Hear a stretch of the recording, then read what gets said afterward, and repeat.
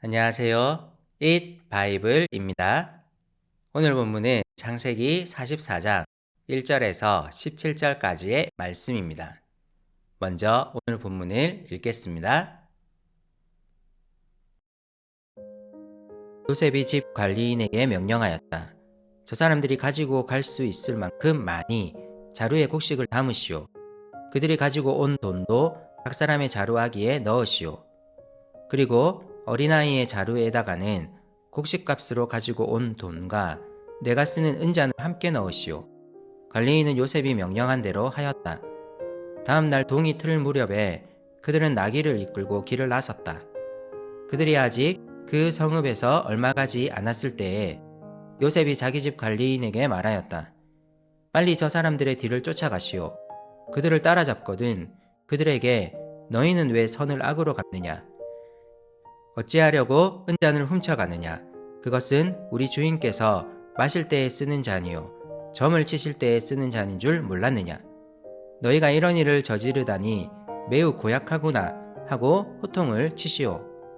관리인이 그들을 따라잡고서 요셉이 시킨 말을 그들에게 그대로 하면서 호통을 쳤다. 그러자 그들이 그에게 말하였다. 어찌하여 그런 말씀을 하십니까? 소인들 가운데에는 그런 일을 저지를 사람이 하나도 없습니다. 지난번 자루아기에서 나온 돈을 되돌려 드리려고 가나안 땅에서 여기까지 가지고 오지 않았습니까? 그런데 어떻게 우리가 그대의 상전댁에 있는 은이나 금을 훔친다는 말입니까? 소인들 가운데서 어느 누구에게서라도 그것이 나오면 그를 죽여도 좋습니다. 그리고 나머지 우리는 주인의 종이 되겠습니다. 그가 말하였다. 그렇다면 좋소. 당신들이 말한 대로 합시다.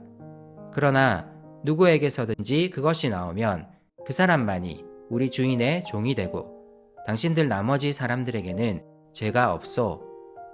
그들은 얼른 각자의 자루를 땅에 내려놓고서 풀었다.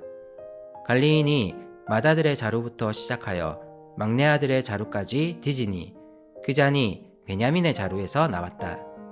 이것을 보자 그들은 슬픔이 북받쳐서 옷을 찢고 울면서 저마다 나귀의 짐을 다시 싣고 성으로 되돌아갔다. 유다와 그의 형제들이 요셉의 집에 이르니 요셉이 아직 거기에 있었다. 그들이 요셉 앞에 나아가서 땅에 엎드리자 요셉이 호통을 쳤다. 당신들이 어찌하여 이런 일을 저질렀소? 나 같은 사람이 점을 쳐서 물건을 찾는 줄을 당신들은 몰랐소? 유다가 대답하였다. 우리가 주인 어른께 무슨 할 말이 있겠습니까? 무슨 변명을 할 수 있겠습니까? 어찌 우리의 죄 없음을 밝힐 수 있겠습니까?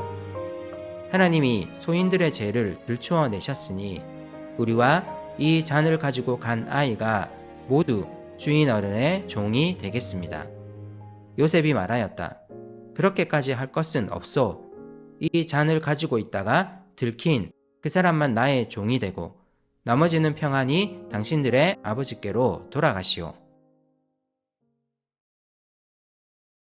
요셉은 이집트로 다시 돌아온 그의 형제들과 함께 식사를 했습니다. 처음 이집트의 총리집으로 초대되어 갔을 때 노예로 잡혀갈 것이라 걱정했던 형제들도 이 식사를 마음껏 즐겼을 것입니다.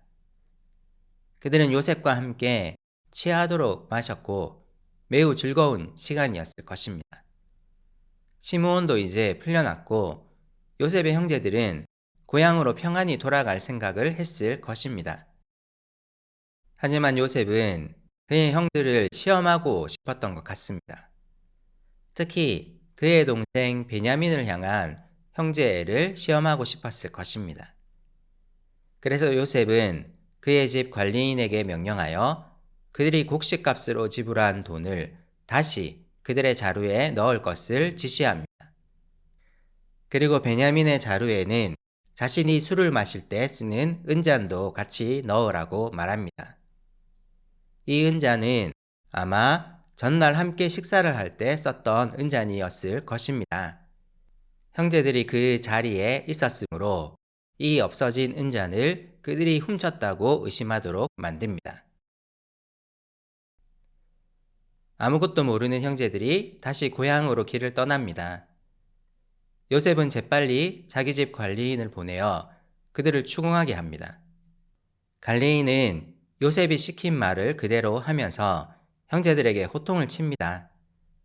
깜짝 놀란 형제들은 그들이 결코 총리의 은잔을 훔치지 않았음을 호소합니다. 그리고 그 은잔이 만약 자신들 중 누군가의 자루에서 나온다면 그를 죽여도 좋다고 말합니다. 더불어 나머지 형제들도 모두 이집트 총리의 종이 되겠다고 말합니다. 변화의 조짐이 정말 보입니다. 형제들은 책임을 누군가에게 떠넘기거나 회피하지 않았습니다. 그들은 만약 은잔이 발견되면 그들 모두가 종이 되겠다고 말합니다. 이 이야기를 들은 관리인은 일부러 이렇게 말합니다. 그러나 누구에게서든지 그것이 나오면 그 사람만이 우리 주인의 종이 되고 당신들 나머지 사람들에게는 죄가 없소. 나머지 사람들은 책임질 이유가 없다고 일부러 말합니다. 요셉이 이 일을 하는 목적이 무엇인지가 분명히 드러나는 표현입니다. 그리고 은잔이 베냐민의 자루에서 발견됩니다. 형제들의 반응이 새롭습니다. 그들은 모두 슬퍼하며 옷을 찢고 웁니다. 그리고 단 한 명도 회피하지 않고 다시 이집트 성으로 돌아갑니다. 유다가 앞장섭니다. 그는 자신들을 꾸짖은 요셉 앞에서 이렇게 말합니다. 하나님이 소인들의 죄를 들추어 내셨으니 우리와 이 잔을 가지고 간 아이가 모두 주인 어른의 종이 되겠습니다. 유다는 지금 이전 요셉에게 저질렀던 죄를 말하고 있는 것입니다. 그는 지금 벌어지는 일이 베냐민의 형 요셉에게 행했던 그 죄에 대한 하나님의 책망임을 고백하는 것입니다. 즉, 이전 요셉에게 행했던 일들이 죄임을 고백하고 있는 것입니다. 요셉은 형제들이 모두 노예가 될 필요는 없다고 말하며 베냐민만 노예로 두고 다시 고향으로 평안히 돌아가라고 말합니다. 예전에 그의 형제들은 요셉만을 노예로 팔고 그들의 집으로 돌아갔습니다. 요셉은 지금 형들의 진정성을 살펴보려 합니다. 서로 책임을 회피하며 반목했던 요셉의 형제들이 이제 하나가 되고 있습니다. 그들은 다시 이집트로 돌아가 노예가 될지도 모르는 베냐민과 함께하고 있습니다. 야곱의 가정에 회복이 일어나고 있습니다. 이 장면이 어떻게 다가옵니까? 오늘 내게 회복이 필요한 관계가 있습니까?